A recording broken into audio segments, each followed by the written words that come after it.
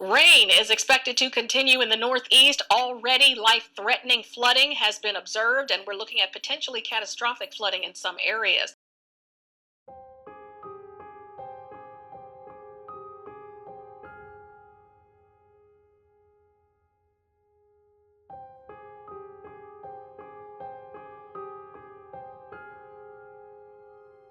Wherever the river flows, life will flourish with great schools of fish.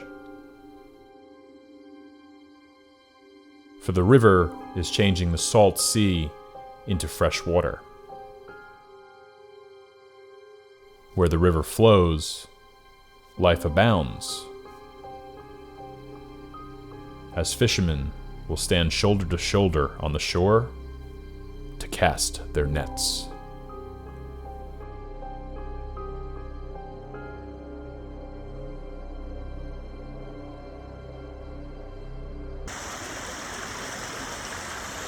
I can't talk now, but this will tell you where we're at right here. This is unbelievable.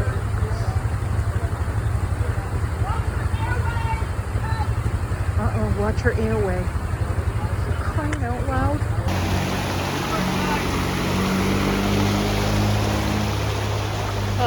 Yeah.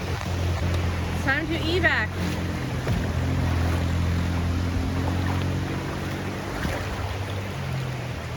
Tied the canoe off to a tree. Just gonna go pack a bag and get the hell out of here. I just can't believe we're doing this again. Look at these poor houses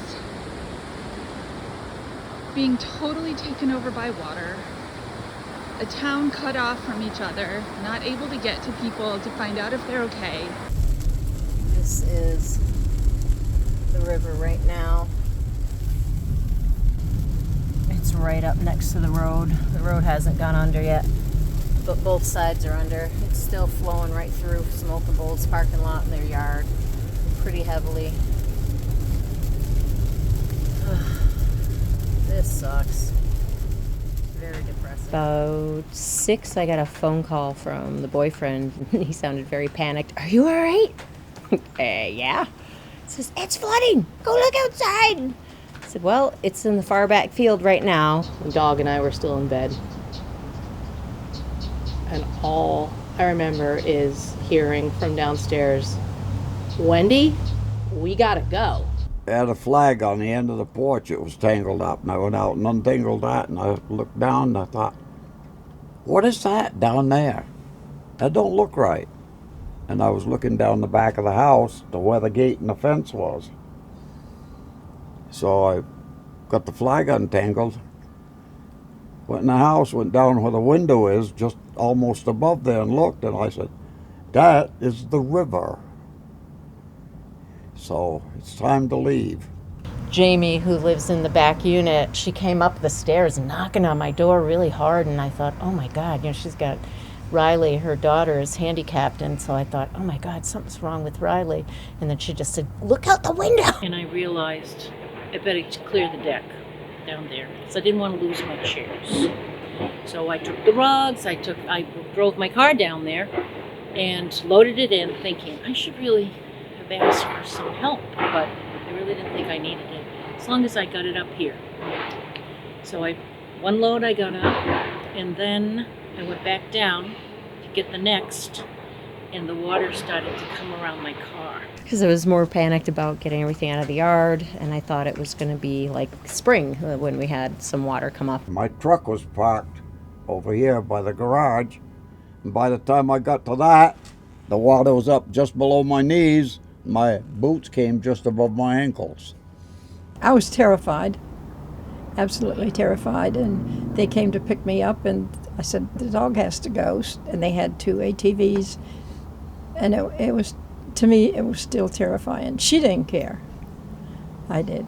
I said, can Chris carry Riley up the stairs? Because they were going to be flooded any second, and so we'll get up here and then we'll figure it out from here. There was a river running through the road. The water was hitting up against the building, kind of on the stoop where I am right now. All I remember is Jeremiah walking up to the house, like knee deep in water. We all knew it had been flooded, or I did. My house was fine. So on to Depot Street I went to help all the locals. The water came up really fast, and the decision to let the birds out or not came. And I was really not sure what to do because we all know chickens are not big swimmers. They can do a little bit for a while, but there's really nowhere for them to go down here. The first responders came, and you were the canoe people. Somebody asked me, we need a canoe. And I said, oh, Stefân and Wendy have a canoe, but I don't know where they are. And then you came across the green. We tied off a whole bunch of other things to trees or what have you, but we didn't have time to do that with the canoe, so Steph had thrown it on the car. And luckily we did that because we were able to lend it to the fire department to evacuate a disabled girl and her family that live right up the road from us. And just to watch that happen,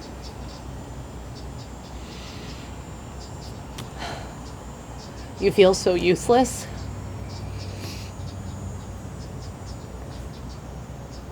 And you watch all these people doing whatever they can to help you and to help others get to safety. And it was kind of a bizarre moment in time where everything kind of stopped and we all just cared. And then everything receded until 4, 5 that night, and then all hell broke loose. Up until about 30 minutes ago, look at how much this rain has just exploded over the region there. Some areas could see some very heavy rain in excess of 3 inches. Can't get there from here, a phrase people in central and southern Vermont have been hearing all day. You can see this river behind me on 103 is moving fast, and that bridge is about to wash out, making Ludlow even more isolated. We have not seen rainfall like this since Irene, and in some places it will surpass even that.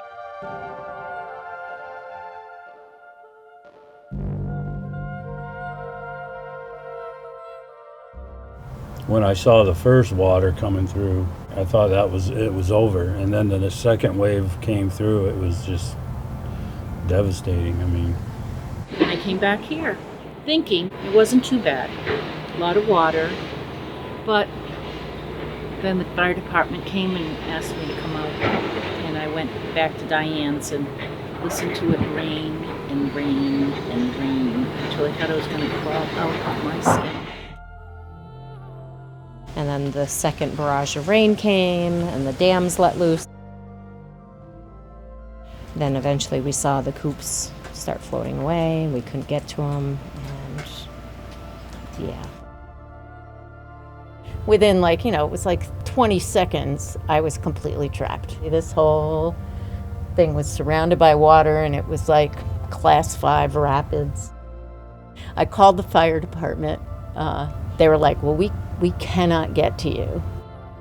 I was overwhelmed. I just kept looking at our street and just shaking my head, It's like, it's just disaster.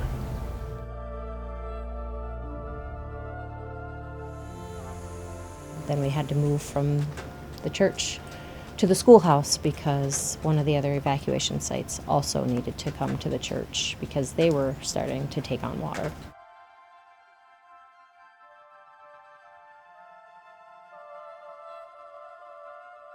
So we had my neighbors, my renters, myself, my dogs at Centura Churchill's home.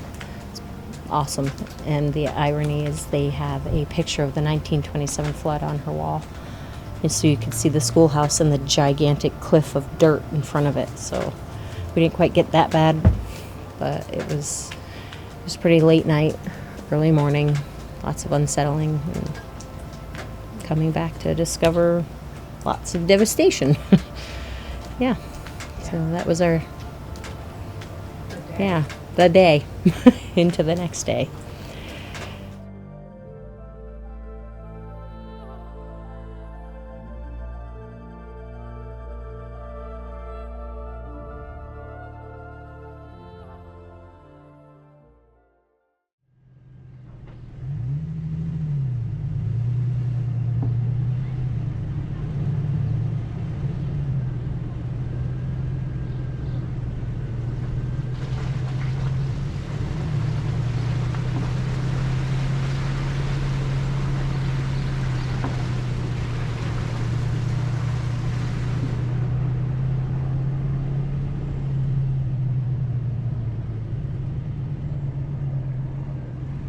I remembered when I think I was 3 or 4 years old, my father driving down the street in the flood of '74. I was shocked. It was 2 days before I could come down because you couldn't get into Ludlow from where I was. And everybody's like, well, take trails if you want to get down to your family. So with the water crossings the way they are, you can't go through the woods on trails either. I was kind of shocked at how bad it was.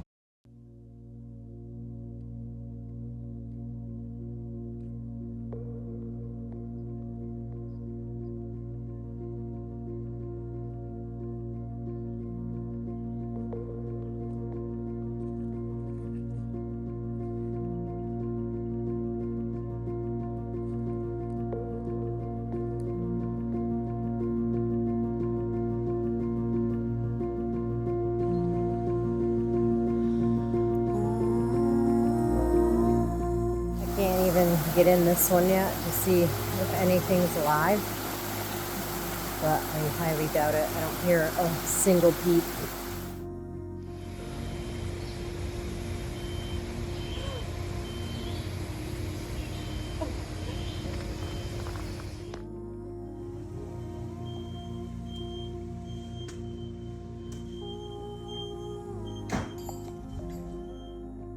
Here you go, Jackie. This is what the house looks like right at the moment. I'm working on the go bag. The deck steps are gone. The side steps are compromised. Everything's gone underneath. The water's away from Ted's house now.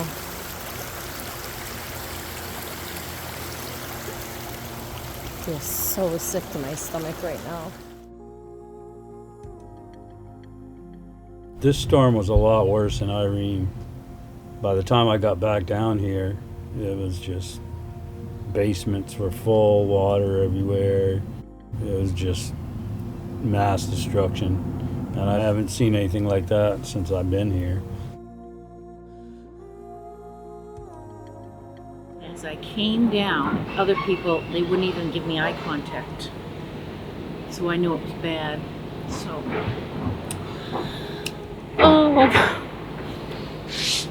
so the driveway was gone just like in Irene, and that's nothing really.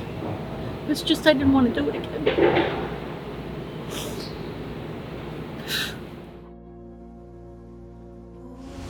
When we finally got to the house, I kind of just broke down. Because as much as you mentally prepare for it, and as much as I can tell myself, it's just things, it's just a house, it doesn't matter, we're all safe. I don't think I couldn't prepare myself for the shock. What was it like when you first showed up the next day? Sad. I'm a huge animal lover, so just seeing that was hard. It's still hard. I feel like a big sob. It's just, farming, sometimes you lose animals, but not like this. This is really hard to deal with because my 9-year-old had hope through the night. No, Mommy, they're in the very top. They're in the loft. They're going to be okay. And it just hurt so bad to have to tell him, all that hope is gone. As it was, I lost the use of my tractor. The water dug a hole and set it down in it and then drowned it. But we were lucky. I guess we're the only people in this section of the street that didn't get water in the house. It's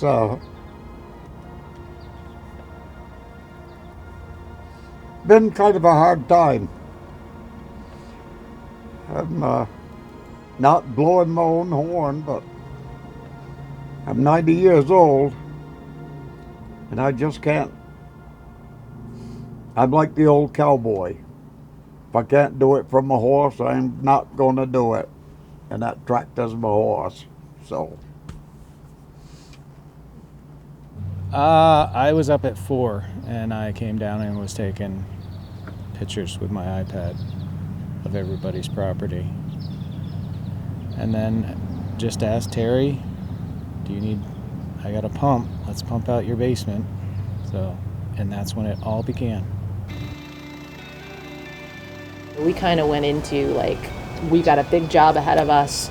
Let's just try to move forward and be helpful.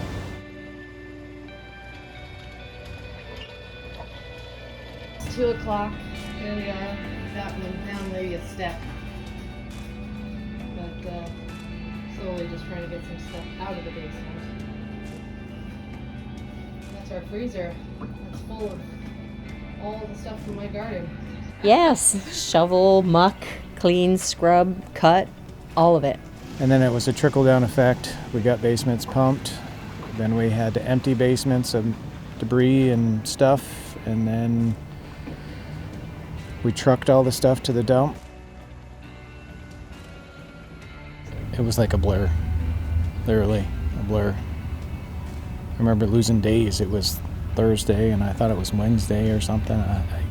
I think Wednesday I sat and cried on the porch just because of the goodness of people. How everybody swung into action. Jeremiah was over here pumping. He was everywhere. And the church. And it was just one day went into the next. And I got used to getting a breakfast sandwich in the morning. Cavendish needed people to deliver water and food out back roads, which we were able to feed those workers too, which was really nice. I saw guys that looked like big, rugged, hardened dudes get teary-eyed just at the generosity that somebody was looking out for them and thinking more than just you're getting paid to do your job. Because the kids from the church helped a lot, and they got to witness a lot of that appreciation.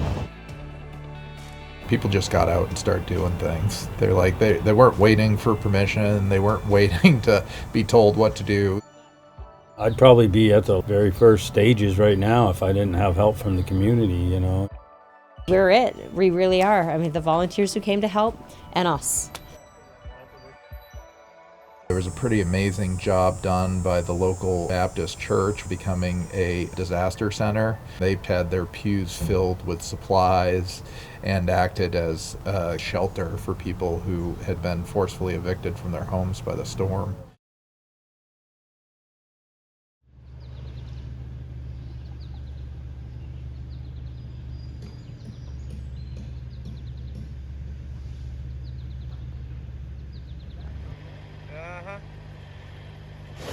See you later. Good job, Logan. I'm really appreciative of all your help, bud. What's in the stuff?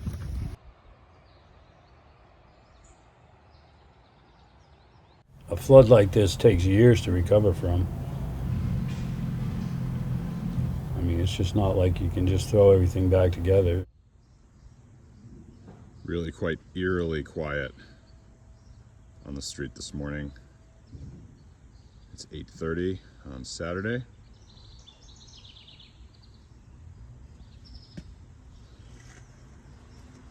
It's this like quiet war zone. Maybe everyone's out to breakfast. It went from crowds of people here helping to, if we had tumbleweeds, they would have been rolling down the streets. There's nobody here. I drove down here today and I've seen so much improvement in so many other places because it's about a 45-minute drive from my place. So I got to watch a lot of different areas in different stages improve. And did you guys get forgotten? Is what it looks like to me.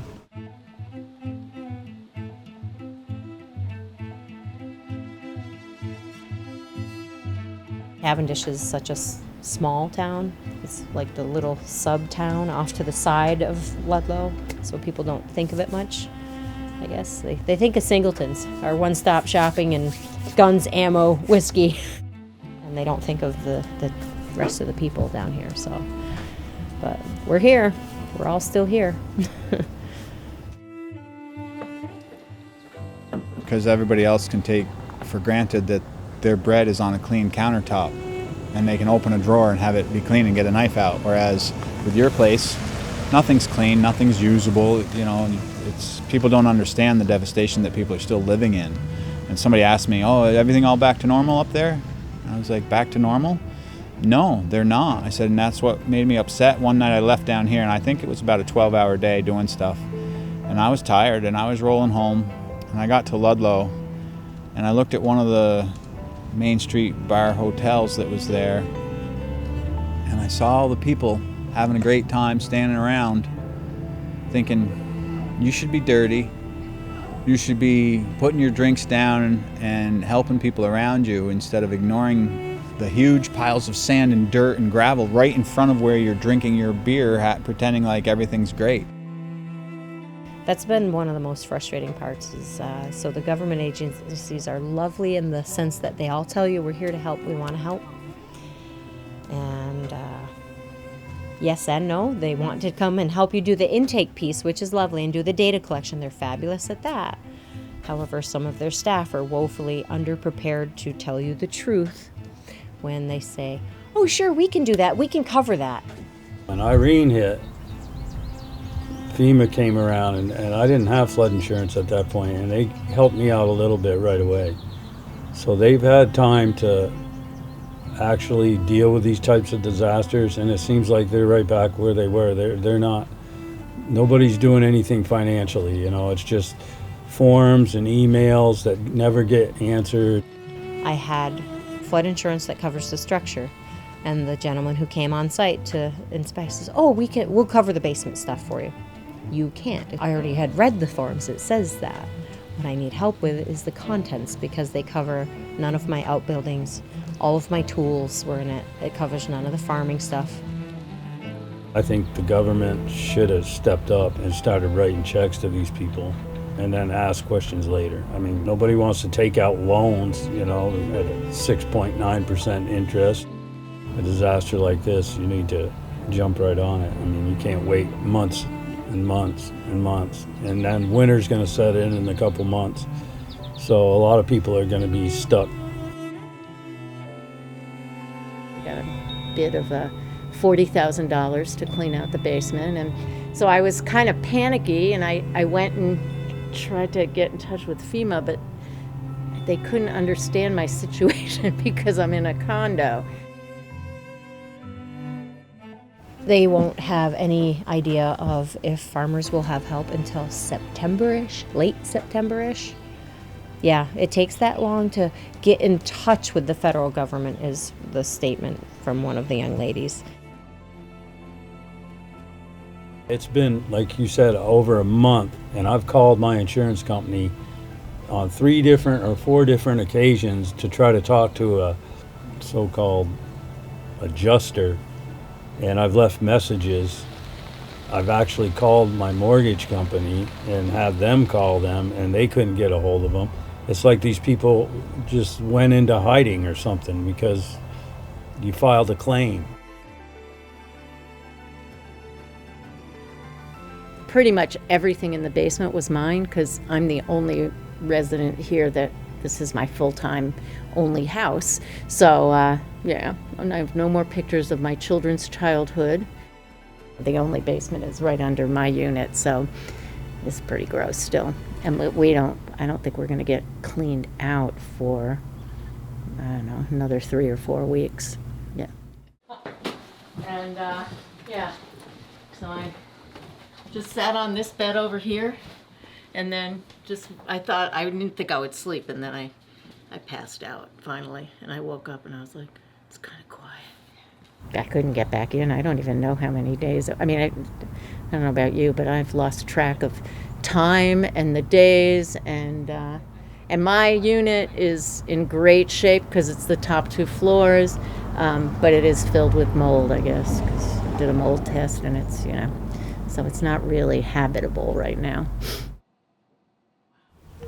It's kind of crazy because obviously sitting here on a stoop that's still cockeyed, and there's still a lot of dirt and destruction around us. Like at this point, I thought we would have at least been at a point of rebuild, but we're still at a point of remediation. So I have a feeling it's going to carry for another week or two, and then we'll finally get back on our feet. But that's the part that you just don't realize, that even after 28, 30 straight days of effort, that you could still be at a point of waking up and being amazed at how much more work needs to be done because of the level of destruction.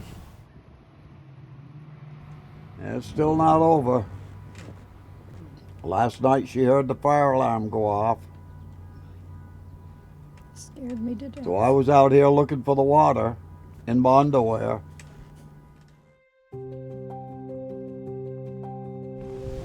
So it's been a year now, and I have to say I wish I was further along, but when I look at the neighbors and other people, I consider myself lucky that I got this far along with it.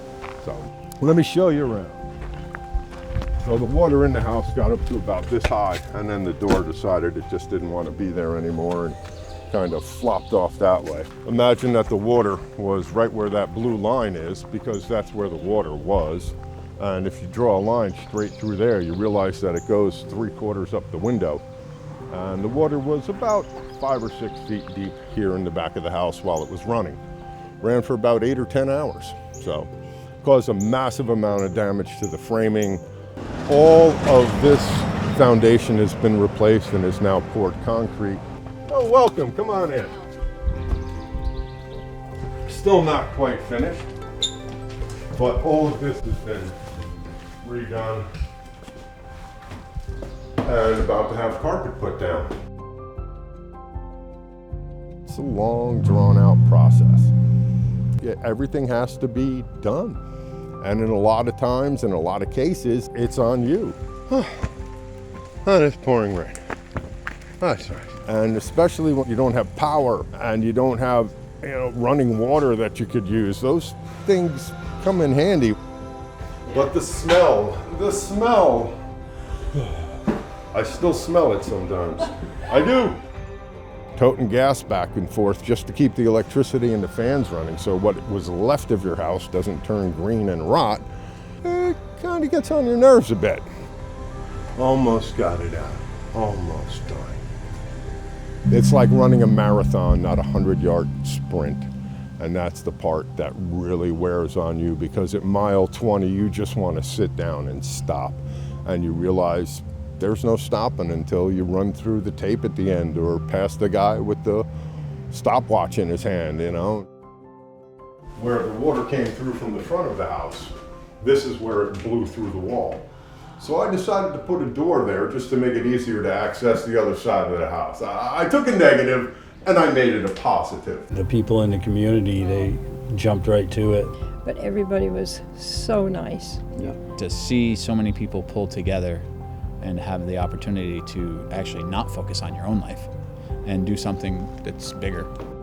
It wasn't just about our house and about our stuff. It was, no, Mark needed help today, and Terry needed help, and Skip and Sis needed help, and the Crow needed help. I think it was great how people realized what was going on and concentrated on the houses at first, that, okay, this house can be up and running. There's no reason why these people should also have to be at a shelter. They only need this much. Let's all get on it and do that. But that's what we decided to do. The spirit of love, its soul be rekindled with fire from above. There was a lot of moving around. We weren't just staying here, just trying to hold on to whatever we could. We were trying to help our community as much as our community was trying to help us. Being able to help each other, knowing that we know our neighbors enough. We know each other a lot better now. I got a lot more names stuck in there now. Helping other people deal with their stuff has helped me to take my mind off of my own stuff. We are reassuring each other. So when I had a strong moment for someone else, then later when I was having a moment that I wasn't so strong, they were there too. All the things that you wish for and hope for in a small town, in a rural area. Like, that's the whole point of living rural, is that you have those strong connected social fibers that sustain you and create deep relationships. This was like the humane part of like just people being out shoulder to shoulder, helping others to recover and not asking for anything in return. I think that's the amazing part. and people show their true colors in disasters for sure. We used a lot of twisted humor to get through it. We're collecting any jokes anyone has, so please message me any of the good jokes you've come up with. My favorite out of everybody's is Matt next door when the volunteers came. Don't get that wet when they're cleaning everything up, so that's been a winner. Yeah, nobody wants any chicken nuggets, so that was a little soon, but still a winner. Gave us a much needed break and tension that day. And it's been the laughter that has gotten me through. Jeremiah and Trevor across the way just make me laugh almost every day. Almost every day. And Amy does too. Like, we were just loading stuff out of the Crow and going down and putting it in the dumpster, and so we had a shit parade. I pretended I was in the shit float. Throwing shit to all the children on the street, because that's basically what we were doing. So that, yeah, you had to be there. I knew of most of the people on Depot Street. I don't think I was as close to the people as I am now. Making new friends, right? People you help out, you make friends. We've lived here since 2015, and we've met more people in the last month in all that time. Yep. I don't know. I feel so grateful that I did say, it's kind of like having a living wake. Everybody comes to help you and tell you, that you're important, and you didn't have to die. So Rodney is like my hero. He'd come by and even if you were having the roughest part of the day, he would just cheer you up, and you'd get a hug. Why not help the person that needs help? That's the way it should be. Everybody should help everybody. It doesn't seem to be the norm these days in this world we're in, but there's a few people that do the right thing. my name is Angela Murphy. My address is 136 Depot Street, Proctorsville, Vermont. My name's Mark Harwood, and I live at 78 Depot Street, Proctorsville, Vermont. Teresa McNamara, 95 Depot Street, Proctorsville, Vermont. My name is Doug Marsh, and I live at 107 Depot Street in Proctorsville, Vermont. Wendy Reynolds, 88 Depot Street, Proctorsville, Vermont. Ginny Kelly, and I am 57 Depot Street, unit number 2. Trevor Barlow, along with my wife Cheryl Backstrom, we own The Crow, 73 Depot Street. Jeremiah Tyrell, 48 Mountain View Road, Proctorsville. I'm Rodney Ewing, and I live in Tinmouth. I grew up in Ludlow, Cavendish, Mount Holly, and I'm happy to help. There it is, just a Vermonter. My name is Olivette May. I'm Edward May, better known as Skip. She runs a roost most of the time. The rest of the time a dog runs it. But anyway, live at 118 Depot Street in Proctorsville.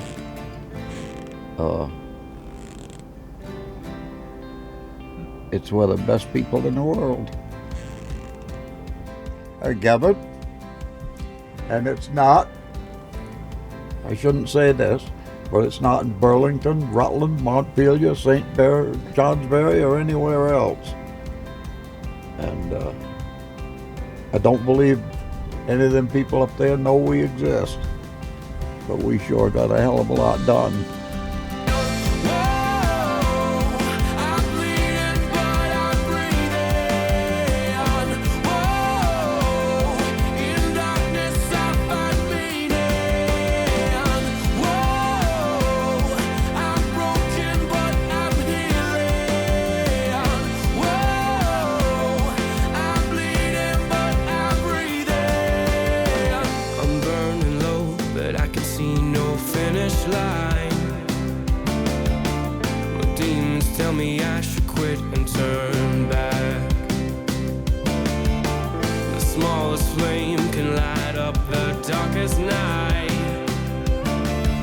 But it's not enough to keep them off my